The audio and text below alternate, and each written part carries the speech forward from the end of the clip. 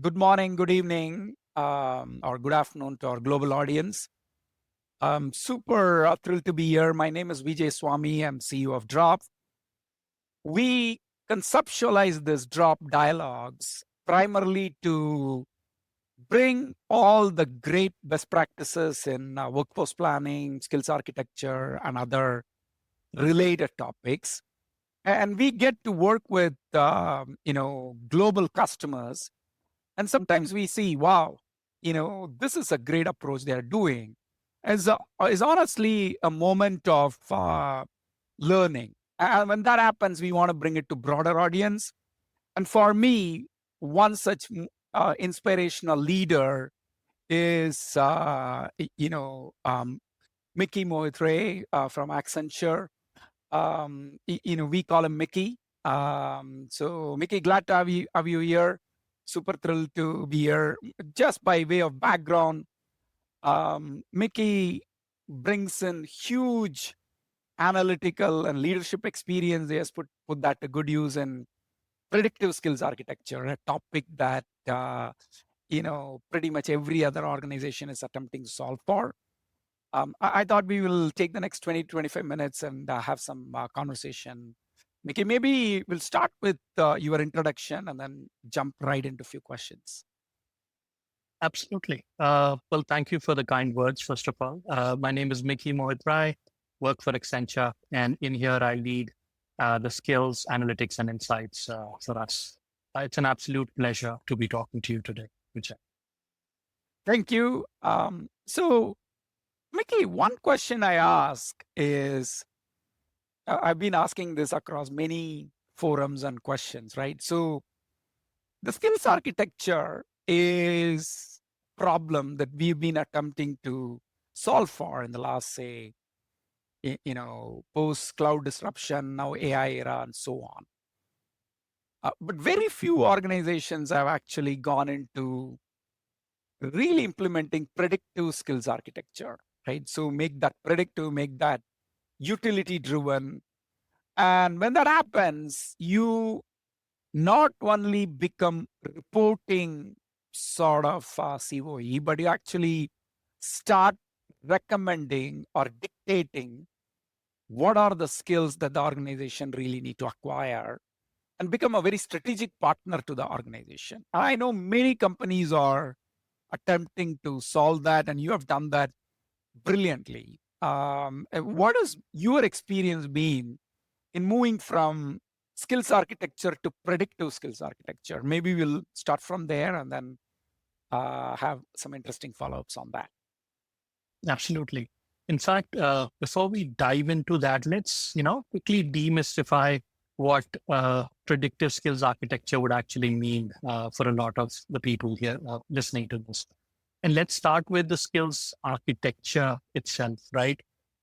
When you think of skills architecture at its core, it's how an organization identifies, organizes, manages the skills that its workforce needs, both now and in the future as well. Think of it, and we like to call it the common thread that connects all HR processes like hiring, learning, staffing, etc. Now, a predictive skills architecture takes this a step further.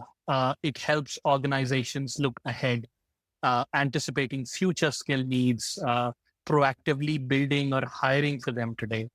And with this predictive skills architecture, companies like ourselves, we leverage data that we already have on our people, which could be from their project assignments, their learning completions, certifications, to get a view of what is the current landscape of our skills, and then use AI, use intelligence to identify what that future need would be, and to map it together, bring it all together, and help the organization solve many challenges that exist today, but also can be anticipated for the future. Got it. That is really well said. And thank you for demystifying that a bit because sometimes these terms can have different meanings in different organizations. Is there any way you can give a practical case study on, these are all the specific skill gaps that we were able to point out that the organization found it very valuable? Anything on that lens, Mickey? Yeah. So an interesting case study, I think, could be when we think of how, let's say, staffing used to happen in our organization. And that basically, let's say, we are a skill-based organization. So staffing based on skills. But what, with the advent of, thinking more predictive in nature, we've also brought in information which brings in the proximity related aspects to a skill. So when now we staff, it is not just based on the skills that a person has, but also on proximate skills that a person would have. So thereby, our let's say the talent base on based on which we are going to be doing the staffing has become manifold. So if Mickey had 10 skills, now Mickey has 10 plus maybe 50 more skills which are proximate. So that's how we sort of trying to solve that problem in the staffing scenario. Wow, that's pretty good. This conversation went really deep, real quick. Like, so the proximity skills, or the non-obvious skills, is a problem that we've been sort of trying to address from the industrial age, right? So if you look at all the way from assembly line that Ford invented, Ford sort of said, you do a lot more than the basic operations, so I'm going to transform the operations, right? So, but when it comes to actual implementation, how do you make sure business actually uses that data? And I know you are a big proponent of integrating different systems and exchanging data. Could you talk about that? Like, what are the best practices and maybe even KPIs we should consider in this journey? Right.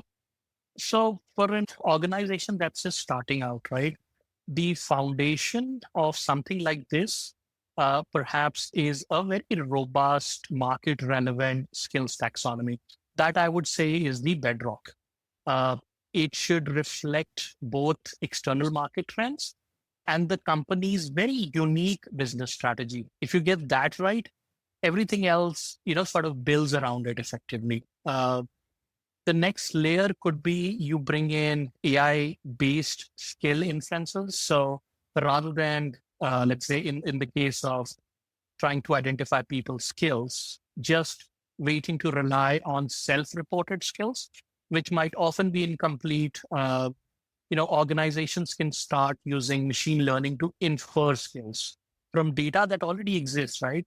There is no dearth of data that organizations would have on their people, like job histories, the learnings that they've taken, the certifications, the project work they've done. And especially for very, very large organizations, I think it is really important that, they get onto this process of using AI to look at people's skills.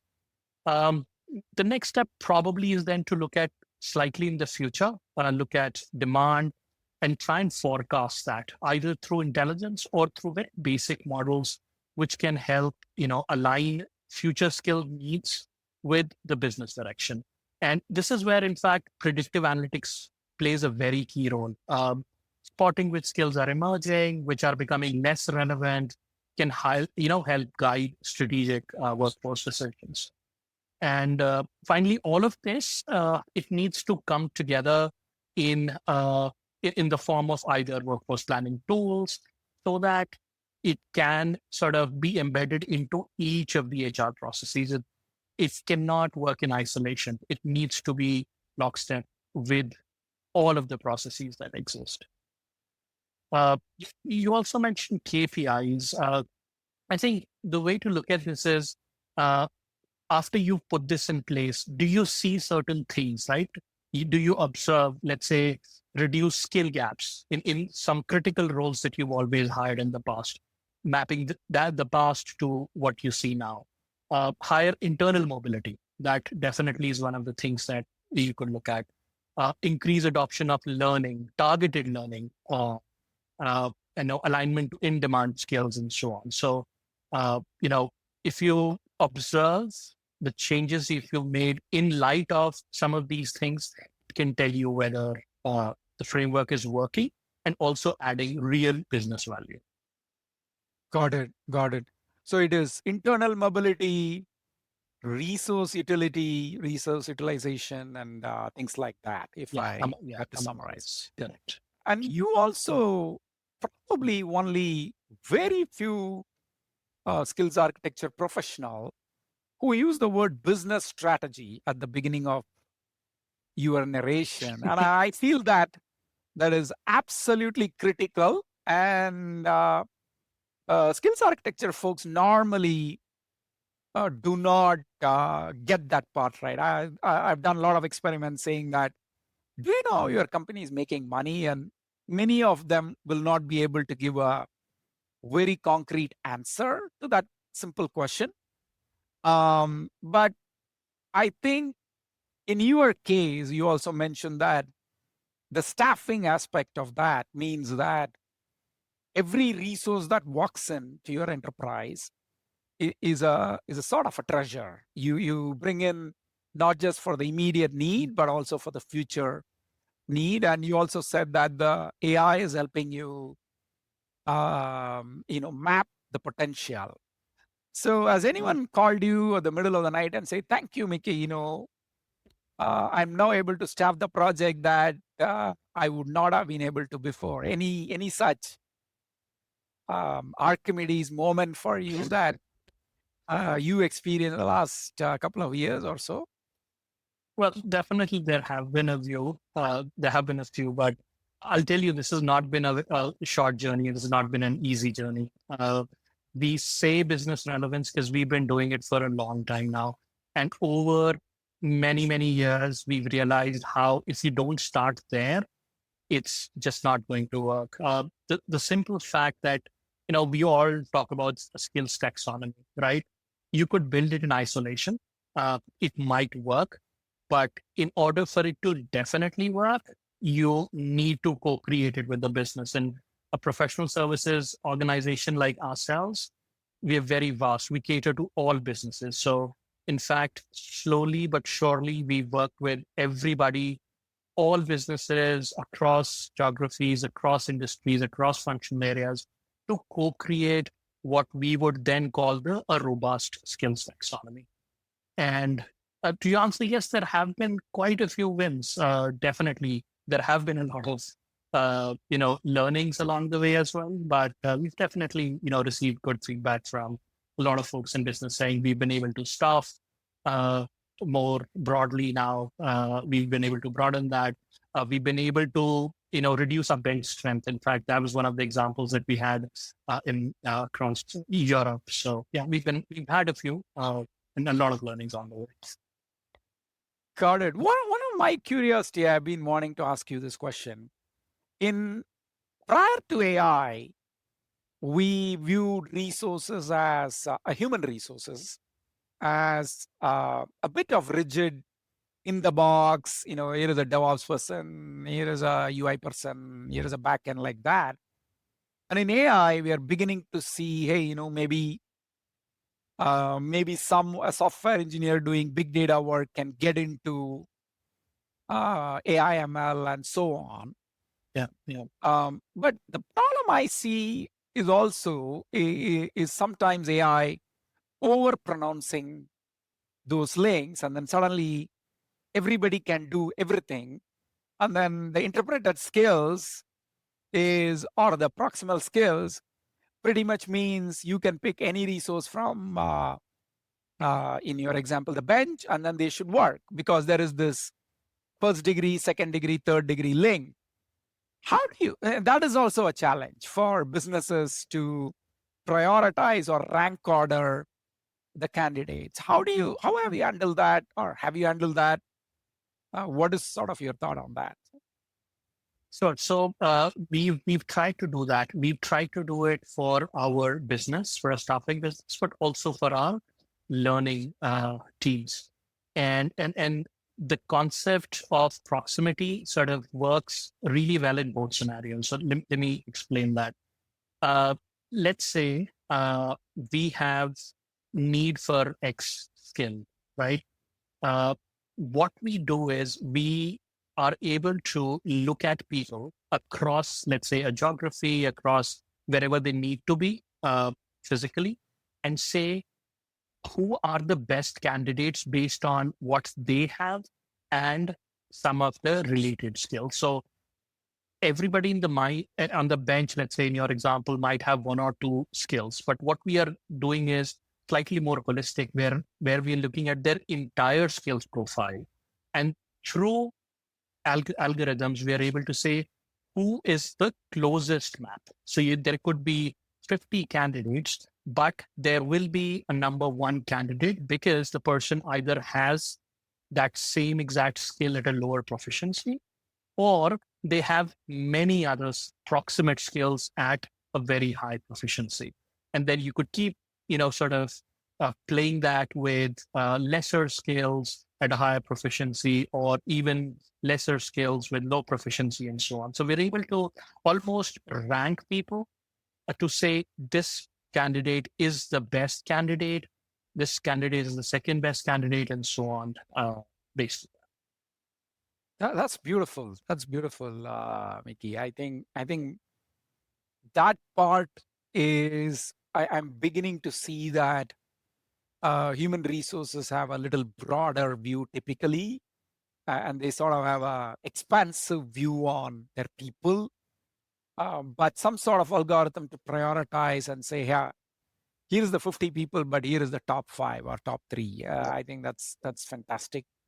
Is that an proprietary? I know you build a lot of algorithms, but is that a proprietary algorithm you built? Is there any without giving the secret sauce, anything you can tell us on how you went about doing that? Yep. So we've actually built it in-house. The whole concept of proximity, and then that proximity feeding into tools that work off of proximity but give us those rankings. I think some of the ways, without going into too many details, is we have a lot of proprietary, algorithms like graph databases. We have one which sort of works within Accenture, and we also take it to our clients. We have other things like we use affinity analysis. We look at NLP to sort of start linking skills. And we use a lot of data because let's literally raise millions of demands every year.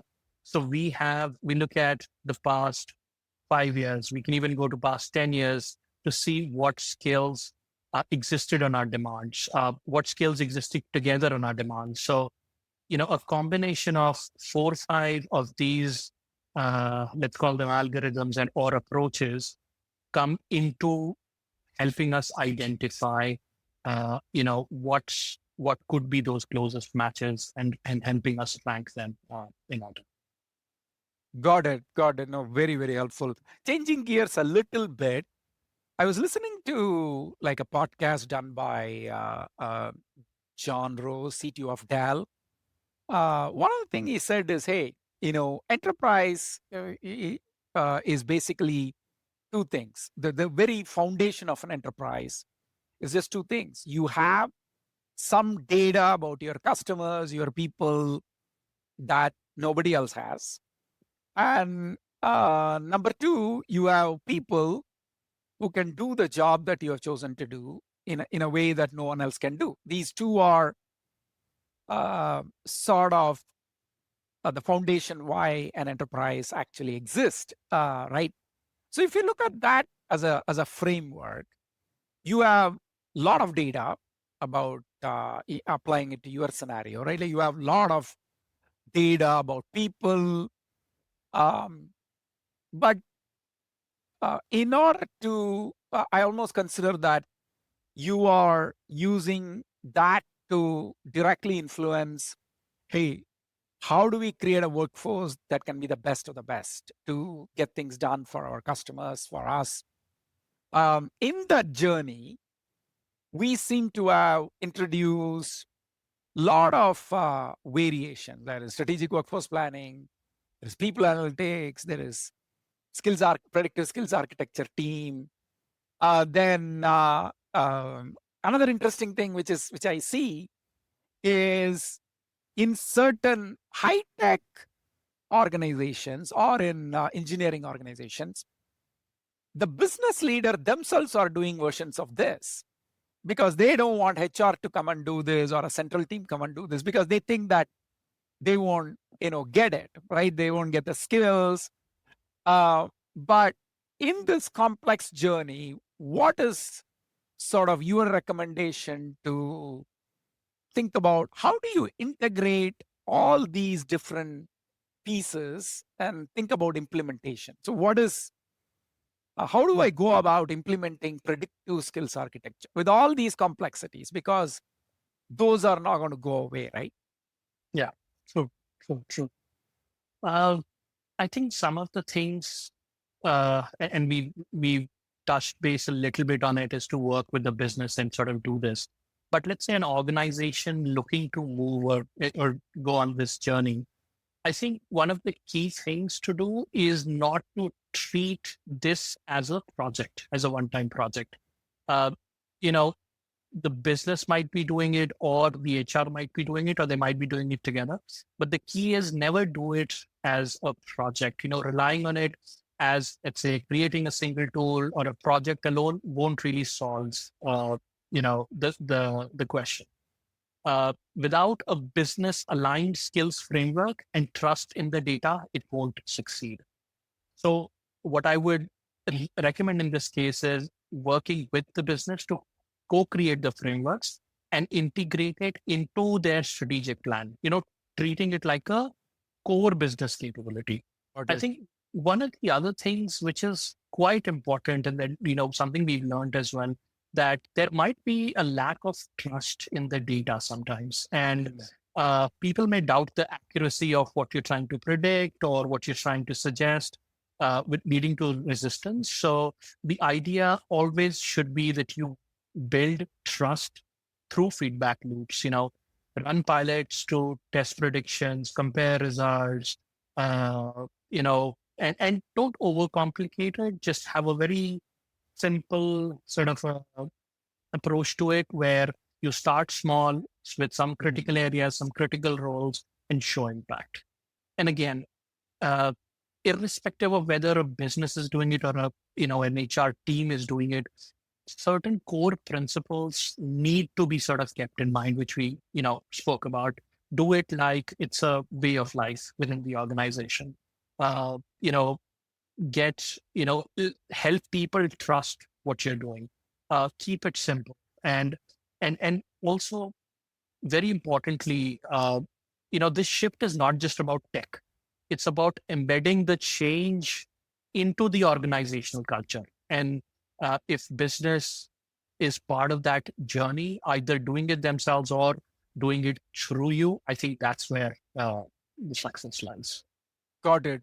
And one interesting component that has happened perhaps after this Gen AI advent, right? Like the employee aspirations are very high today, especially in a global business like yours. People want to learn a lot, and in some ways, they are also learning through so many other channels in terms of reskilling. So it becomes even more complicated. Reskilling has become even more complicated because you have to match employee aspirations that are possibly a bit outside their proximal skills. Like today, there may not be enough AI skills that is proximal to my skills, but I want to learn that. Like there is that type. How do you balance that? And that's a huge opportunity for enterprises. I think you have done some great things. I just want the listeners to really understand that. Absolutely. So two parts to it, right? One is, I think it's and this might sound strange. It has actually become much simpler now to bring together people's aspirations to where, what the organization needs. And we'll talk about that first, which is the, bringing proximity into the picture, but just the fact that now we are able to see where, what skills people have today and how does that, or how do those skills align to the skills that the organization is demanding for? And that, of course, will be for people who have, let's say, a robust skills profile, or where their proximity exists, as you were saying. But there could be the second scenario where there aren't enough, let's say, skills that are related, right? And for that, we've actually built very interesting frameworks in the organization, which we refer to as an aspirational specialization, and think of it as where people can go into the system and say, this is what I aspire for. Now, I might not have those skills, Got right? it. Neither, I have skills which are proximate, or proximity doesn't exist. But what I can do is I can put it in the system. And what that does is it helps connect people to the right network. So let's say if I am an HR professional, I say data and AI is an area. I will become part of a data and AI community where I will start getting the right inputs. I will start getting the right learning, because our learning teams are constantly looking at things in the market, things internally which they can bring. So, just by the fact that I'm able to raise my hand and say, this is what I want to do, the whole ecosystem around, including learning, our professional networks, and even staffing sometimes, where there might be certain projects that are open for shorter durations. All of that is information that starts flowing to you, thereby enabling you, irrespective of whether there is enough proximity for the new age skills or not. Got it. I love how you put it. So it's current skills, proximal skills, and then aspirational skills. So that's and then aspirational skills. The start of that journey is almost always, based on what you said, is through a peer group of sorts or mentorship of sorts. Correct. Okay, got it. That's a deeply valuable utility, Mickey, I think, for people to consider that. Now, kind of related to that, but also changing gears a little bit. In I attend one conference a week, present most of the time. I think one of the big thing is AI is not going to destroy jobs. AI is going to create more jobs. And then when we probe a little bit, we say, okay, what is the job? It's prompt engineer. Then what is the job? Human interaction analyst. What is the job? AI ethics. Like, beyond a few, we truly are not able to come up with what is that massive set of new job roles that are coming up. And what has happened is, just to fill up the slides, I see a lot of tasks that people do as a job, like, for example, adaptive prompting or something like that. That's really not a job. Any data science, machine learning software person should do that. So this has become a big source of anxiety for many organizations. Hey, there is a lot of automation potential through AI, but not much clarity on what new jobs are actually truly evolving. What is your perspective on that? To some effect, it is a problem that will get clearer in the next couple of years. But I was just curious, what do you think, Mickey? Yeah, it definitely is something that a lot of the organizations are trying to solve for, including ourselves.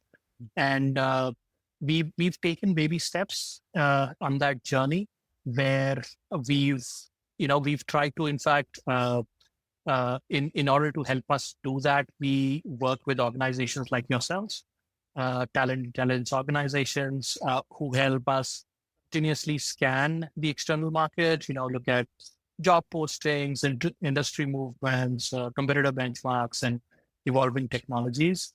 This gives us insights into what skills are growing, and hence, based on that, we are able to infer certain things on what roles could be important for the future. We also have some internal teams that work within the organization to identify the impact of AI on all of the jobs and the roles that exist.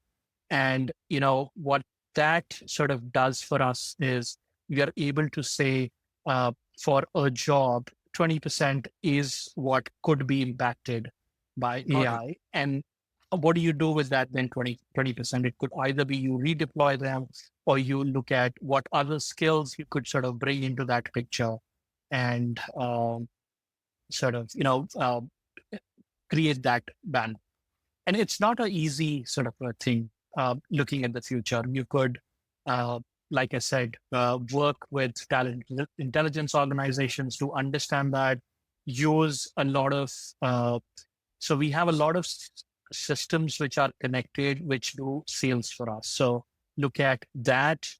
We have our research teams that are constantly sort of scanning the market out there to see what is selling most in the market, working with organizations to review RFPs and so on and so forth. So many different ways of doing this. I don't think there is a silver bullet yet for this, and it's a journey that we are on, and I think a lot of other organizations would be on as well.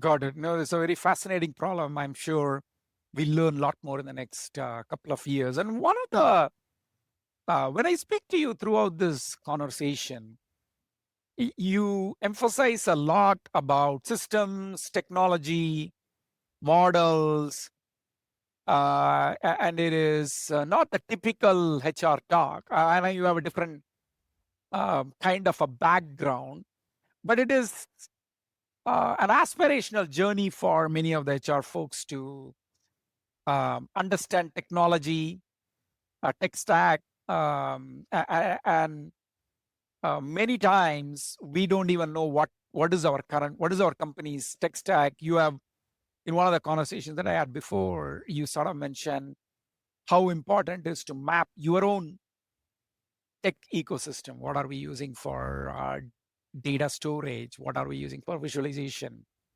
What is our central data lake platform and things like that? Can you speak a little bit about that? I think that's a kind of a defining moment for our profession. I thought people will find that super valuable.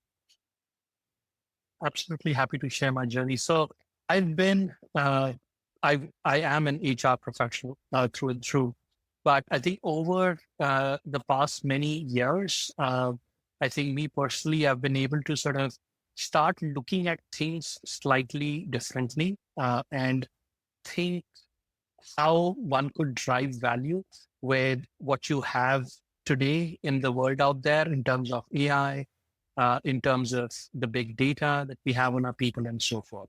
So I wouldn't still call myself somebody who is very proficient in technology.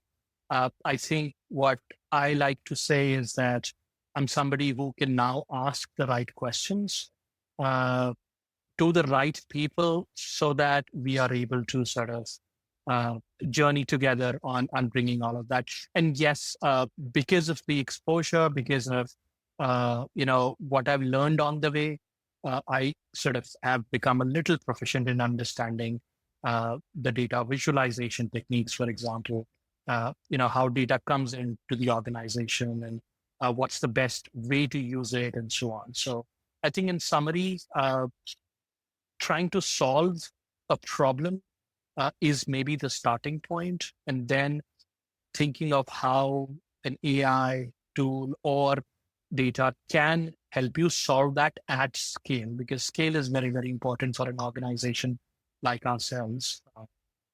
So I guess that's probably would be it. No, it's fascinating throughout this conversation. I feel like what predictive skills architecture in a nutshell doing is it's sort of unlocking the creativity and the problem solving of the organizations, right? So that's really our mission, because we say, hey, it's not just current skills, there is proximal skills, there is aspirational skills. An amount of creativity that's available now through all these LLMs is just mind boggling. Like, True. anyone can write like a Python code using ChatGPT, copy that in Google Colab and produce some fantastic output. But True. if you were to look at, since you mentioned about your journey in terms of, even though you've been an HR professional all through, you just picked up things here and there and then refined it, picked up all the technology, at least the may not be an expert at it as per you say, but from a utility practitioner standpoint, the strengths, limitations, all that. What should we not learn, or what did you unlearn to sort of get here? That could be that's my curiosity now. So I think it's more a thought process that I've unlearned, which is that being responsible for something means having all the answers.